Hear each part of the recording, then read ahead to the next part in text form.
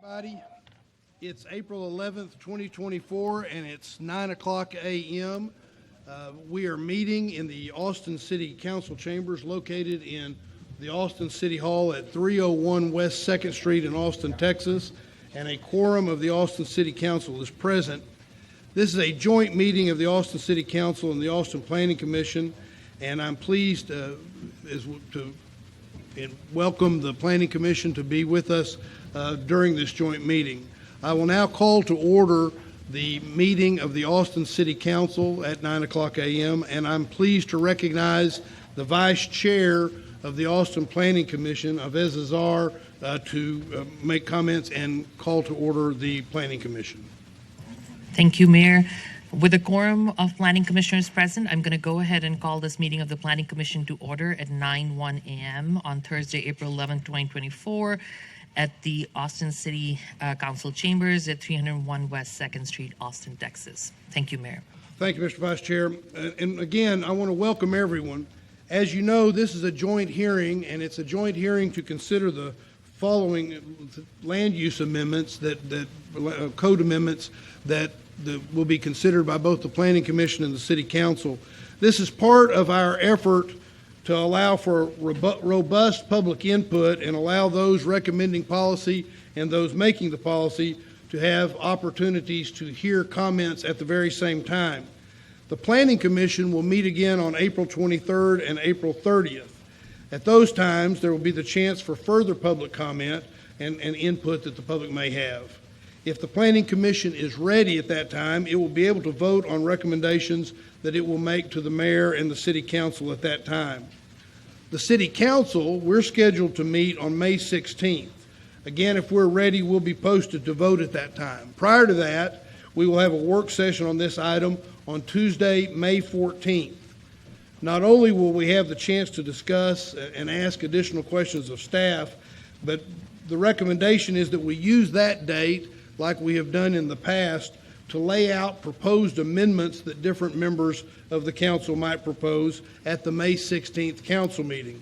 It'll be like we did, like I said, last December, or in December of last year. The council members and the planning commissioners are able to ask questions and get answers from staff by contacting Katie Powers via email. Responses will be shared with all of the council and all the planning commission as soon as those responses are finalized. The public, you're able to access submitted questions and the staff responses by going to the following website that's listed at the bottom. I'm told it's going to be listed at the bottom of the screen by ATXN. And if that doesn't happen, I'll make sure that I announce it to everybody maybe a couple of times during the course of the day. This is to help us and help the public be aware of what's going on as we're going through this thought process and consideration. Today, the run of the show is going to be this way. First, we will call to order the hearings, the public hearings. We'll hear a presentation from city staff on the agenda item. If the commissioners or council members have brief clarifying questions, they'll ask them after that presentation. But out of respect for the large number of people wishing to be heard and discuss this item, and then they're just going to be asking clarifying questions, and we'll use the Q&A process that I just mentioned as a way to get more detailed answers. We will hear from those wishing to speak. Each person will have 2 minutes. People may donate time to someone so that a single speaker can speak up to 6 minutes. If you're donating time, please see the city clerk so that you can complete a time donation form in advance. And the donors must be physically present at the time the person to whom they're donating time is going to be speaking. Due to the number of speakers, we anticipate that during the course of the day, we may need an overflow room. For those that are interested in that, ATXN will be streaming from the boards and commissions room right across the atrium here, and people can go there and be able to follow along as well. Speakers will be able to check the order of upcoming speakers at the kiosk outside the City Council chambers.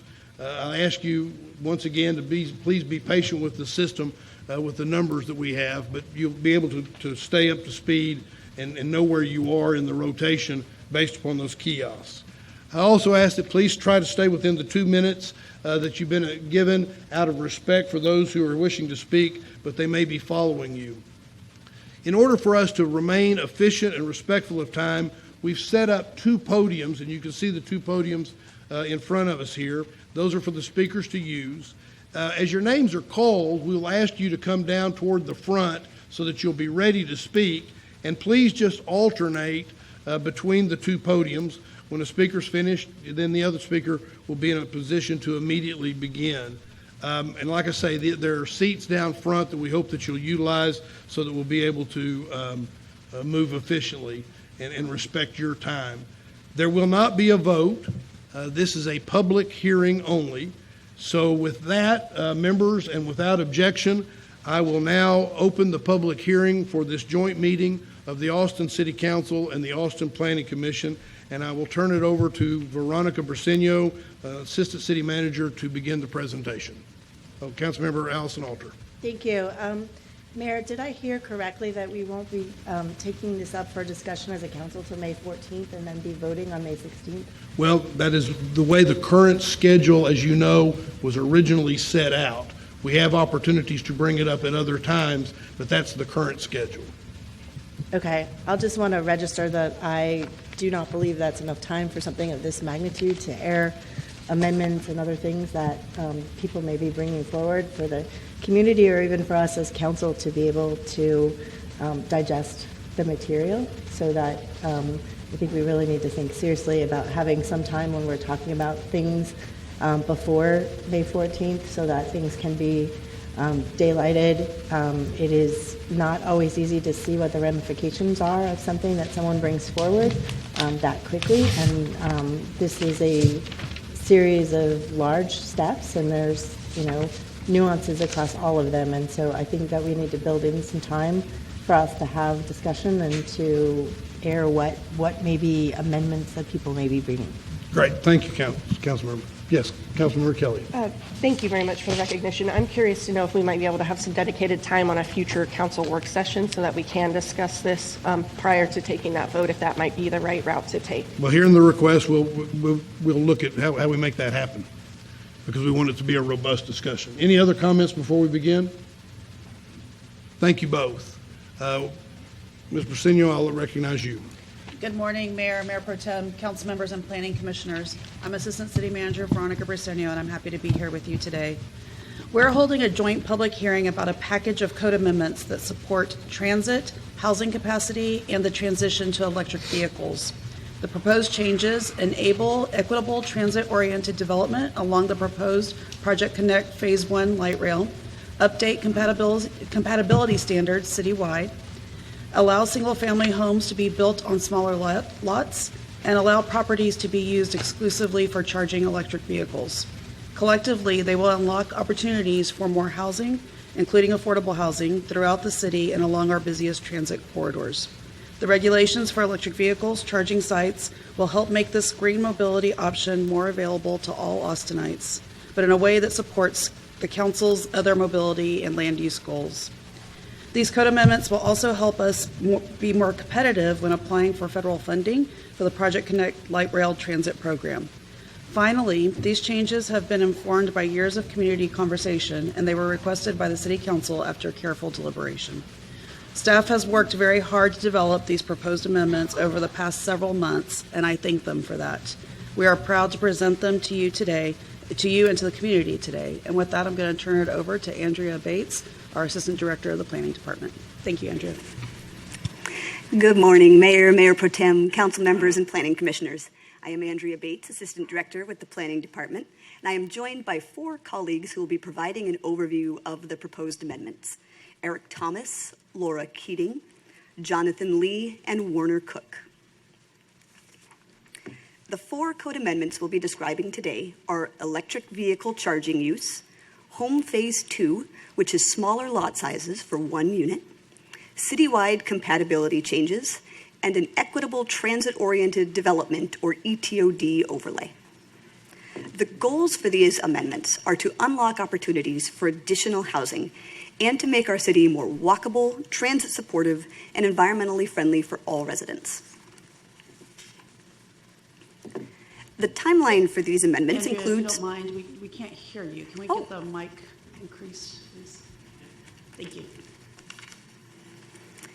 The timeline for these code amendments includes today's joint public hearing and 2 scheduled open houses, one in person on April 17th and one virtual on April 20th for the public to learn more about the proposals. The Planning Commission will then consider the amendments at hearings on April 23rd and April 30th. Staff is currently working to schedule additional open houses that we anticipate in late April or early May before Council takes this item up again. And then finally, City Council will consider the amendments on May 16th. As Assistant City Manager Briseño mentioned, these changes have been informed by years of public discussion about the city's mobility, affordability, and climate goals. These specific amendments were initiated by City Council last summer and earlier this year. The proposal before you today was developed in response to the Council direction provided in the resolutions that you see on the screen. We will now begin with a description of electric vehicle charging use. Good morning, Mayor Pro Tem, Council, and Commissioners. I'm Eric Thomas, Zoning Division Manager with the Planning Department, and it is my privilege this morning to speak about the proposed electric vehicle charging land use. I'd like to begin by talking a bit about why we're here. The City of Austin has established a number of ambitious climate-oriented goals and strategies, including reaching net zero community-wide greenhouse gas emissions by 2050, the creation of a public EV charging network, the electrification of mobility fleets and services, and a target of 40% of total vehicle miles traveled in Austin being electrified by 2030. With the rapid transition to electric vehicle or EV use, there is a need for a principal land use for electric vehicle charging that balances environmental benefits with land use considerations. City Council recognized the need for the new use and drafted Resolution 2023-0608-082 in June of 2023. Council directed staff to create the new use while preventing it from becoming concentrated in active or residential areas, as well as allowing it through the conditional use permit process and limiting its placement to CS and less restrictive zoning districts. The proposed electric vehicle charging use is defined as the use of a site for the charging of an electric vehicle or EV, including battery charging stations and rapid charging stations, each as defined by the United States Department of Energy. With the EV industry and its technology progressing and transforming at such a rapid rate, staff wanted to ensure that the use definition does not unintentionally prohibit a future charging technique. By deferring to federal standards, the definitions may be updated to reflect contemporary technology while aligning with other municipalities that elect to structure definitions similarly. Staff finds it necessary to prevent the proposed EV charging use from becoming concentrated in active, residential, mixed use, or other pedestrian-friendly areas. To accomplish this, the use will not be broadly permitted in a set of base zoning districts. Instead, the use will be permitted, conditional, or prohibited depending on the following factors: existing and previous land use of the site, the zoning district of the site, the type of roadway that the site abuts, and the site's area and location. I'll speak in a bit more detail about how each factor may affect the ability of a site to utilize the EV charging use. First, we'll consider the existing or previous land use of a site. An EV charging use is permitted as the principal use when the existing or previous use of the site is service station if the base zoning district is commercial or industrial and the previous use was not already converted to a residential or restaurant use. Given the significant cost associated with site remediation for service stations, we view EV charging as an appropriate transition use, but the proposal would not permit the conversion of housing or restaurants under this provision. Additionally, and this applies broadly to the use no matter where it is permitted, EV charging is prohibited underground, and this was a recommendation from the fire department. Next, we'll move on to the zoning district and roadway type factors, which determine where the use may also be permitted. An electric vehicle charging use will be permitted if the site is located in a CS or less restrictive zoning district and abutting certain roads. For reference, CS and less restrictive zoning districts are CS, CS1, CH, IP, MI, LI, and R&D. If the site is located in a CS or less restrictive zoning district and abutting a highway, hill country roadway, suburban roadway, or internal circulation route, then electric vehicle charging is a permitted use. These requirements ensure that the use is mainly permitted in areas that are less likely to be pedestrian-friendly or residential in nature. If the site is located in a CS or less restrictive zoning district, but abutting a core transit corridor, future core transit corridor, or urban roadway, then additional requirements apply. The use is permitted if the site does not exceed 25,000 square feet and is located at least 1,000 feet from the nearest EV charging use. If the site is greater than 25,000 square feet or less than 1,000 feet from the nearest EV charging use, then the use is conditional, in which case a conditional use permit and land use commission recommendation would be required prior to site plan approval. As these roadway types are more likely to include transit-rich and walkable areas, the additional requirements are intended to provide staff and the Land Use Commission the opportunity to make a determination as to whether the specific location is appropriate for the proposed use. Staff is recommending approval of the proposed electric vehicle charging use. While site plan applications have already been filed for EV charging, and with an urgent need to address serious climate-oriented city goals, the proposed new use will balance environmental benefits with land use considerations to allow responsible development in the most appropriate places around our great city. Thank you.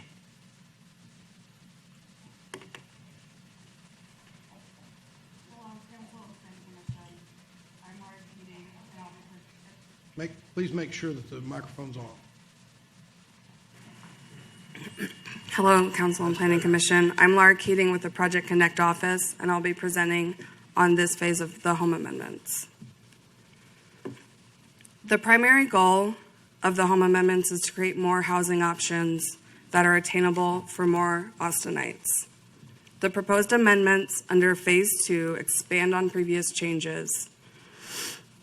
This provides more additional options for homeownership. In December, Council adopted changes to allow up to 3 homes on a single-family lot. The focus of Phase 2 is to reduce the minimum lot size to 2,000 square feet to facilitate fee-simple ownership. Fee-simple ownership means the homeowner owns the house and the land under it outright. The proposed changes for Phase 2 will allow similar types of development as Phase 1, 2 or 3 units on an existing lot, but goes the extra step of allowing these lots to subdivide. Without these changes, if 2 or 3 units are built on a lot and sold separately, they are owned as condominiums. In line with Phase 1, the proposed changes only apply to SF 1, 2, and 3 zoning. Reducing the minimum lot size requires the adjustment of other standards to allow for feasible development. Phase 1 removed height restrictions for 2 to 3 unit developments imposed by McMansion standards, allowing 35 feet, which equates to 3 stories. Staff is recommending carrying this forward for small lots. A small lot is anything between the new minimum of 2,000 and the existing minimum of 5,750 square feet. Within the McMansion boundary, which covers the central city, the size of 1 unit is restricted under current code. Phase 1 provided more allowable square footage on a lot if more units were built. Phase 2 proposes to mirror these entitlements for 1 unit on a small lot.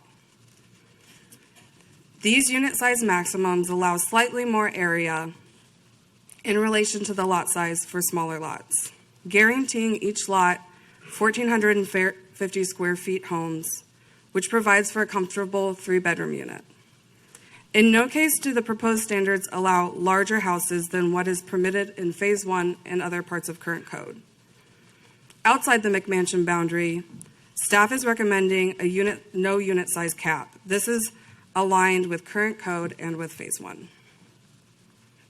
This example shows 3 lots on a corner at the recommended unit size cap for the smallest lot. Proposed setbacks are also reduced in certain situations to allow for units on separate lots to be attached. This will allow for duplexes and row homes to be built on small lots.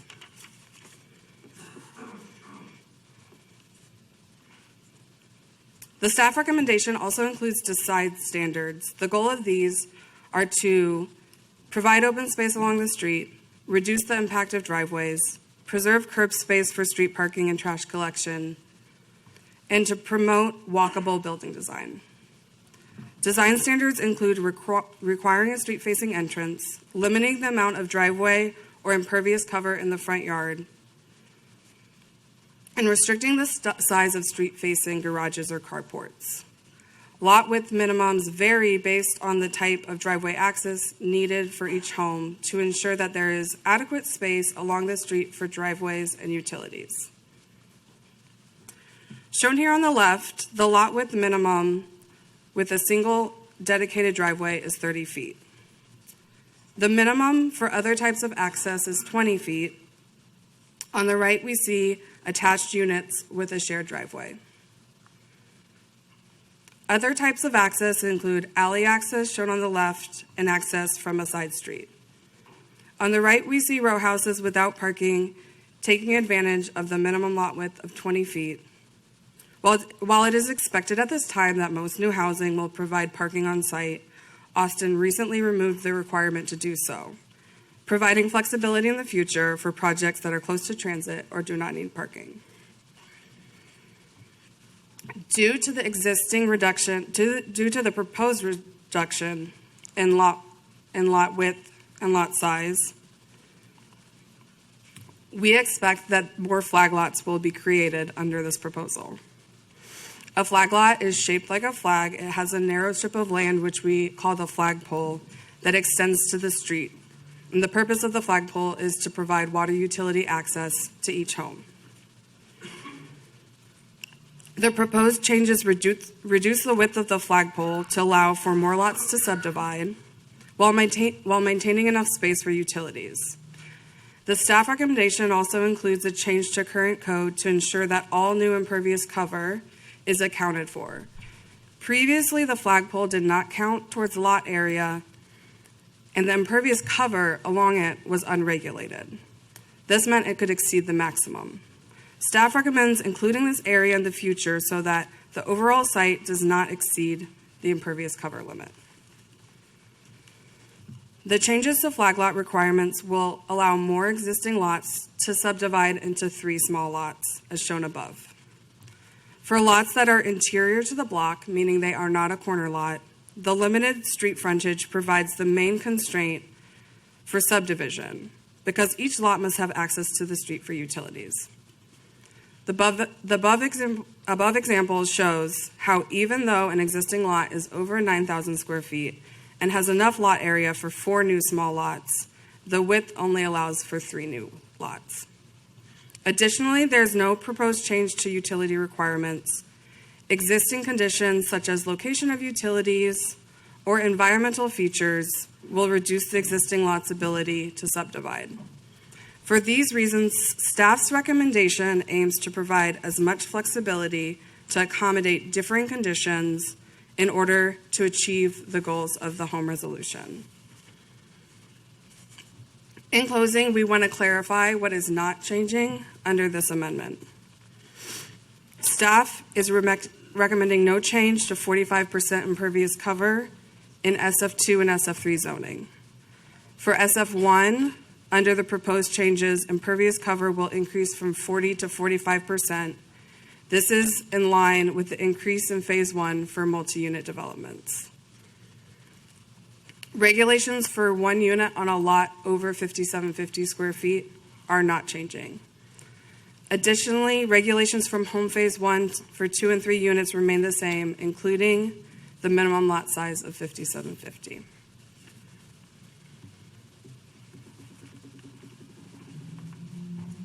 I'm Jonathan Lee with the Planning Department, and I'll be presenting on proposed citywide compatibility changes.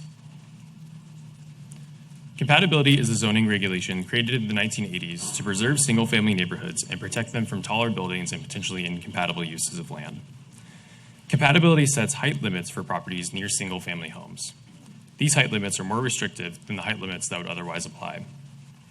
Compatibility also regulates screening, building design, and noise levels for buildings near single-family homes. The proposed changes would reduce the impact of compatibility while maintaining a height transition between single-family homes and larger buildings. The city is proposing to change compatibility to help achieve a few important goals. These include increasing the number of homes that can be built across the city, creating more walkable neighborhoods near public transit to support the city's climate and mobility goals, and simplifying complex regulations and bringing these regulations in line with peer cities. At a high level, the proposed changes would do the following: incompatibility at 75 feet in distance from single-family homes, change the applicability so that only a site zoned single-family with 1 to 3 homes triggers compatibility requirements, and multifamily buildings, smaller multifamily buildings are exempt, and simplify current regulations that are difficult to understand and administer. Current compatibility height limits extend 540 feet, or nearly 2 football fields, from single-family homes. The height limits gradually increase as the distance from a single-family home increases. Within 25 feet of a single-family home, nothing is allowed to be built. The current compatibility height limits are far more restrictive than similar kinds of height limits in peer cities. In Austin today, a building must be 300 feet away from a single-family home to reach 60 feet in height, or 5 stories, and 420 feet away to reach 90 feet in height, or 7 to 8 stories. On average, peer cities allow 60 feet of height at about 50 feet in distance, and 90 feet of height at about 75 feet in distance. The proposed height limits are less restrictive than the current limits and are in line with the average of similar limits in peer cities. Between 25 and 50 feet of distance from a single-family home, a 40-foot tall or 3-story building would be allowed. And between 50 and 75 feet in distance, a 60-foot tall or 5-story building would be allowed. Within 25 feet of a single-family home, a compatibility buffer with vegetative screening would be required. This is how the proposed regulations would look on a hypothetical city block. The building on the property to the right would have to build within the height limits in pink and purple within 75 feet of single-family homes, which are labeled here as triggering properties. Beyond 75 feet in distance, the height limits would be set by the base zoning district. In most cases, this height limit would be 60 feet, as shown here, but in some cases, there may be taller height limits. It is important to note that buildings are not always as tall as the height limits allowed by zoning. To reduce the visual impact of taller buildings and to provide environmental benefits, there will be a new requirement for a compatibility buffer. The buffer will include trees and shrubs to maintain privacy, both for current residents in single-family homes as well as the occupants of new buildings. This is more of a buffer than what is required today. Currently, only a wall, fence, or hedge is required. The compatibility buffer will include trees that reach at least 20 feet in height at maturity, as well as small trees and large shrubs. A 15-foot wide restricted zone will allow low-intensity uses in the buffer, such as trails, driveways, and fire lanes. The proposed restricted zone is more flexible than the current 25-foot no-build setback. Neighborhood-scale office and commercial uses will not have to build a compatibility buffer.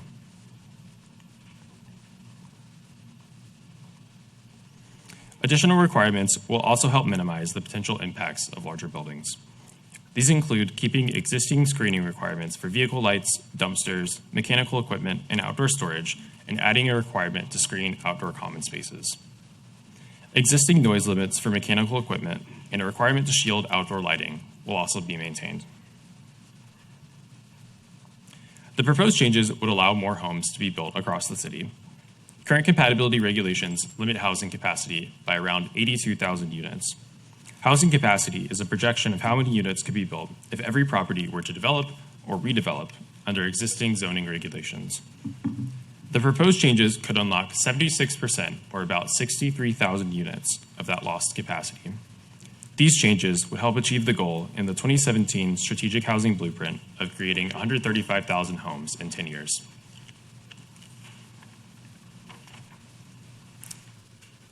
Hello, my name is Warner Cook, and I'm a principal planner with the city's planning department and the case manager for the Equitable Transit-Oriented Development, or ETOD, overlay code amendment and rezoning. In March of last year, Council accepted the ETOD policy plan, which provides a framework for how to implement this work throughout Austin in concert with Project Connect Transit investments. The proposed ETOD overlay code amendment and rezoning helps implement our policy plan. The overlay aims to support our community's historic investment in public transportation by increasing housing, and especially affordable housing, opportunities near transit, ensuring that people of various backgrounds can all enjoy the benefits of our new light rail line. This proposal also provides protection for certain existing affordable housing and priority businesses and services. Lastly, the overlay restricts future expansion of land uses that are less compatible with high-capacity transit. All of this helps maximize our investment of public dollars in transit and contributes to our future application to the Federal Transit Administration for grant funding. The proposal includes the creation of 2 combining districts that would apply in addition to a property's other zoning regulations today. The first of those 2 districts is the ETOD overlay combining district, which would restrict certain uses that are not transit supportive. The second is the ETOD Density Bonus District, or DBETOD in this presentation. It would create a new density bonus program that would allow property owners additional entitlements in exchange for providing community benefits. The proposal also includes, in addition to the 2 new combining districts, a proposed rezoning. Council has recommended that staff apply or rezone certain non-single family properties within a half-mile radius of the Phase 1 Austin light rail and priority extensions. It's important to note that a property would not be eligible for the bonus program without also having the use restrictions applied, so the rezoning would include both combining districts into the zoning string. The items before you today include the city-initiated rezoning of approximately 1,118 acres of land within that half-mile radius. Properties proposed for rezoning and those within 500 feet of those subject properties received a notice of the proposed rezoning, and there would be ways in the future that are listed on the slide that are not part of today's proposal should somebody want to apply for this zoning district. Based on council direction, staff recommended applying the ETOD overlay to non-single-family parcels shown in blue on the map on the right of this slide. The 2 districts would not apply in certain places with existing regulating plans and overlays, which are shown in a medium gray on the map. It would not apply to single-family zoned property, which is shown in light gray on the map, and other similar residential base zones. It would not apply to unzoned state-owned land where the city does not have authority to rezone the property. And there are additional areas that staff recommended it would not apply based on analysis, and that is detailed in the staff report. Those are the parcels that have no color on them other than the base map underneath inside the buffer, but not shown in color. The map demonstrates that a substantial majority of land within a half-mile of the corridor is either unzoned today, single-family zoned, already part of an existing overlay or regulating plan, or part of our ETOD rezoning proposal. I will now dive a little deeper into what each of these 2 new districts do, starting with the use restrictions of the ETOD overlay combining district. This district would restrict uses by either making them prohibited or making them conditional. Prohibited uses are those that would be prevented from locating on parcels in the future moving forward. Conditional uses are uses that would require permission from the Land Use Commission through the conditional use permit process in order to locate on a site zoned -ETOD. The ETOD overlay does not restrict any residential uses, and it does not impact single-family zoned properties. While commercial, industrial, and agricultural uses would be restricted by this proposal, only future uses are impacted. Existing uses would not be required to discontinue under staff's proposal. Non-transit supportive uses have a history of using large amounts of land for parking and low-density development or creating uninteresting and unsafe environments that lack pedestrian activity. This slide provides a list of all of the uses in the proposal that would be further restricted. Some uses, such as alternative financial services or pawn shops, might generate transit-supportive levels of activity, and the people who access those uses could benefit from them being conveniently located near transit service. However, they have historically been restricted in many places throughout Austin, leading to an uneven distribution of them today, with concentrations in areas with more low-income communities and communities of color. Because of these equity considerations, staff proposes these uses be conditional so there can be additional consideration through the Land Use Commission permit process. One more reminder, just because the overlay restricts a use does not mean that an existing business or service with that use would have to discontinue. Austin's code would instead consider that to be a non-conforming use moving forward. Non-conforming uses would generally be permitted from expanding beyond a certain size, but are allowed to repair, renovate, and continue operation as they see fit. Switching tracks, I'll now talk about the Density Bonus Program, or DBETOD district. To access this bonus program, a development would have to meet all of the requirements on the slide in front of you. That includes providing affordable housing units or fees towards affordable housing, which I'll go into more detail on the next slide. These projects that propose redeveloping a property with existing certain uses, such as affordable housing or specific non-residential uses like child care centers, creative spaces, grocery, etc., would also need to provide notification, relocation assistance, replacement of that space, and a right to return for the existing tenant. And finally, DBETOD projects must comply with requirements for building and site design that are similar to the existing vertical mixed use, or VMU2 program standards. The affordability levels in staff's proposal for the DBETOD program are based on whether a residential unit is being offered for ownership or for lease. Ownership developments would have to provide 12% of their total units as income restricted to households at 80% MFI, median family income, and below. They could also satisfy their requirement by paying a fee in lieu to the city's Affordable Housing Trust Fund. This ownership requirement is the same as what was recently adopted for the DB90 bonus program. In contrast, for rental developments, they would have two options for meeting their affordability requirement. They could choose to provide either 15% of their total units at 60% MFI, or 12% of their total units at the deeper affordability level of 50% MFI. For rental developments, no fee in lieu option is available under this proposal. This requirement for rental is the same as the requirement for properties that were near light rail in the now invalidated VMU2 bonus program. If a property met all of the things that I've just detailed, they could choose to redevelop under the DBETOD bonus proposal. They could also choose to not use the bonus program. If they do choose to use it, a few things would apply. First, non-residential properties, those with commercial or industrial zoning today, would be allowed to have residential uses. That means that a parcel like this could develop housing near transit where it couldn't today. It's also important to note that the DBETOD bonus program is available to existing multifamily-based zones, which don't allow these non-residential uses, and they would not be granted any new non-residential uses under the proposal. Second, a property would be allowed to build up to 60 additional feet in bonus height, taller than their base zoning allows, at a maximum total height of 120 feet. Third, complying projects would be allowed to develop with relaxed site development standards, including a version of compatibility standards that is less restrictive than the citywide changes Jonathan just talked about.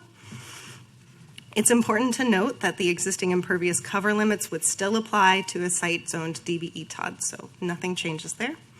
And lastly, complying projects that meet the requirements would be eligible to supersede a handful of more restrictive regulations that would otherwise apply to them, including some restrictions within conditional overlays, neighborhood conservation combining districts, known as NCCDs, and subchapter F, which is known as the McMansion Ordinance. These additional entitlements offered to projects that provide the required community benefits will increase the flexibility of sites and allow our capacity for housing, employment, and services near transit to grow. To help us visualize what this could look like in a few different examples, here is a possible existing site next to a possible project on a typical half block, 300 feet by 150 feet. LO stands for limited office and is a medium intensity office district. LO sites today are limited to either 3 stories tall or 40 feet in height. Under the DB-ETOD proposal, the LO site would be entitled to 60 additional feet, bringing the total to about 100 feet or about 8 stories tall, which would more than double the housing than if we just allowed them the residential uses but no additional height.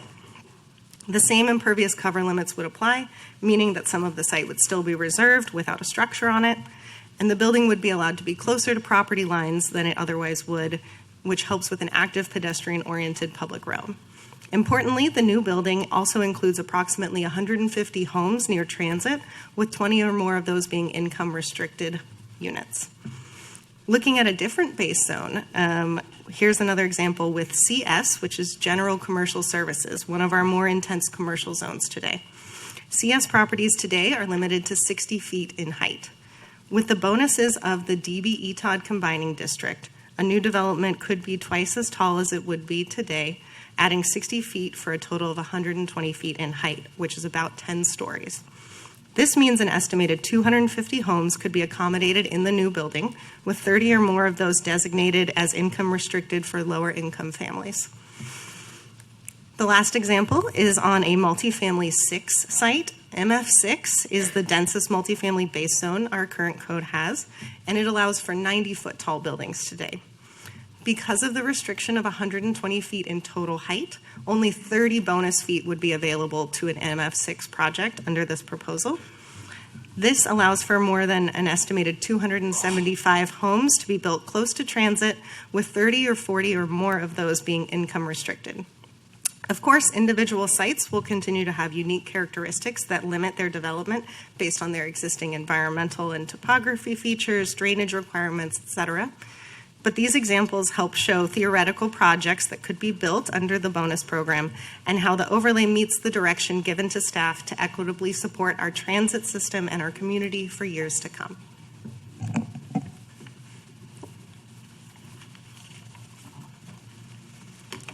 As I mentioned at the beginning of the presentation, there will be multiple opportunities for the public to learn more and provide input on these proposed code amendments, and to provide comments directly to Planning Commission and City Council. Staff will host open houses on April 17th and April 20th, with 2 more potentially in the works. Planning Commission will hold hearings on all of the code amendments on 2 dates. On April 23rd, Planning Commission will consider Home Phase 2, compatibility, and electric vehicle charging. On April 30th, the Commission will consider the ETOD overlay. So it's important for the community to know that the package of code amendments will go to Planning Commission on 2 days. And then finally, the entire package will return to City Council on May 16th. Folks can learn more about all of the proposed code amendments and read materials like the staff reports and the draft ordinances themselves on our website at speakupaustin.org/LDC updates. Community members can also submit comments or questions to staff via the email and phone numbers you can see on the screen. Staff will be compiling these comments for the Planning Commission and Council to review, and we will respond to all questions as soon as we can, usually within a few days. This concludes our presentation. Thank you very much for the time. Thank you, I'm Andrea. going to recognize the Assistant City Manager, but could you go back to the next to last slide just real quickly? Because I want to call attention to that, because that was in the one just before that. Thank you, and I apologize for interrupting. But when I was laying out what we were going to do, what was going to happen today, that website, that speakupaustin.org/LDC updates, was not yet up on the site. If you look at ATXN, it is now up on the site so that people will be able to access that information. And I just want to call attention to that. That and the email address, ldcupdates@austintexas.gov, where people can submit comments. And we hope that you'll take advantage of that. And as you look at it, hope you don't do what I do. When I first glance at it, I see cupcakes. And so it's LDC updates, not LD cupcakes. So thank you for going back to that. Assistant City Manager. We're going to change the website to be Cupcakes. I was going to echo that. We will have the website on the screen for the duration of the meeting if anybody would like to learn more. We encourage you to do so. We are working on solidifying a work session date. I'm working with staff to find a date between now and May 14th. And I wanted to echo what Andrea said. We are looking at scheduling 2 additional open houses, so we will have more information available on those open houses as they get scheduled. Thank you, Andrea, for the presentation and for all our staff. Yes, thanks to all the staff, and thank you, Assistant City Manager. So we're getting ready to start the hearing from the public. 2 things I want to call out. One is, remember that if it's 2 minutes, and if you're donating time or if you're receiving donated time, please check with the city clerk's office so that we can make sure that we get that for you and do it the right way. And the second is, we've not had any requests for interpretation, but we do have an interpreter that is present. So if there's someone here that wishes to have an interpreter, please again go to the city clerk and work with them, and we'll make sure that you're accommodated in that regard. Although we haven't had any requests for that, we just want to make sure that you're accommodated if you need it. And with that, I will, we've already opened the public hearing, and I'll turn to Councilmember Allison Alter. Yeah, I did have a couple questions for staff, if I might, to clarify. Please come up so she can ask the questions.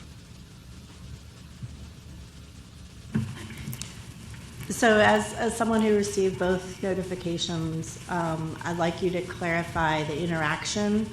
If you're in the ETOD area or the BTOD, you are not accessing the bonus.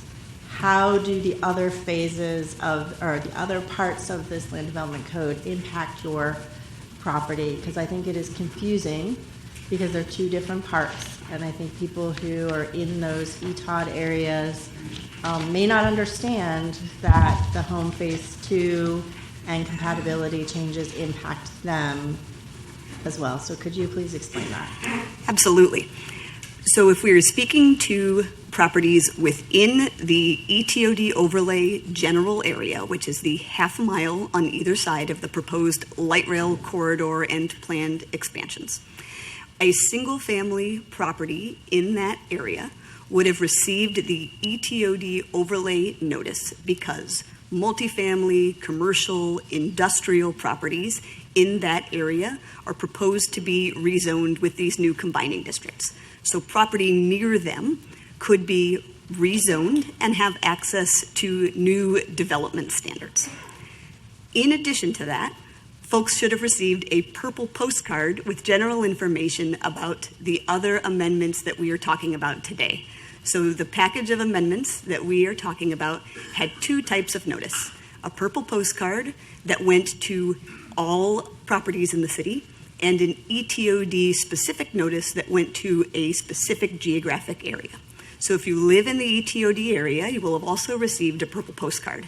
And that means that SF1, SF2, and SF3 properties, either a person's own property or those properties near them, are being proposed to have a new minimum lot size of 2,000 square feet for 1 unit and associated site development standards to enable that development. So they could be one of those properties that would be impacted by the home phase 2 proposal. Compatibility changes are also citywide. Those relate to single family properties near multifamily or commercial or higher density properties. And so if you live on a single family property in the ETOD general area, you could also be impacted by the compatibility changes. The commercial and multifamily properties near you could be allowed to be taller, closer to a single family home. And then finally, electric vehicle charging is also a citywide proposal that is zone-based and roadway-based. And so you may have eligible commercial or industrial properties that could accommodate electric vehicle charging in the future as one of their allowed land uses. Did that cover your question? Yeah, I just think it's really important that people be clear on that. If they're not used to the jargon of zoning, it can be very confusing to understand how these different proposals are interplaying. The other question that I wanted to ask is, with the introduction of the flag lots, it was mentioned in the presentation that they were designed to be, wide enough for utilities. How are they addressing fire concerns? I would like to ask Laura to come up as the case manager who may have had direct interaction with the fire department in the code development. Yes, thank you. Laura Keating, Project Connect office. At the time of subdivision, each lot has to prove that it meets utility, driveway access, and fire access requirements.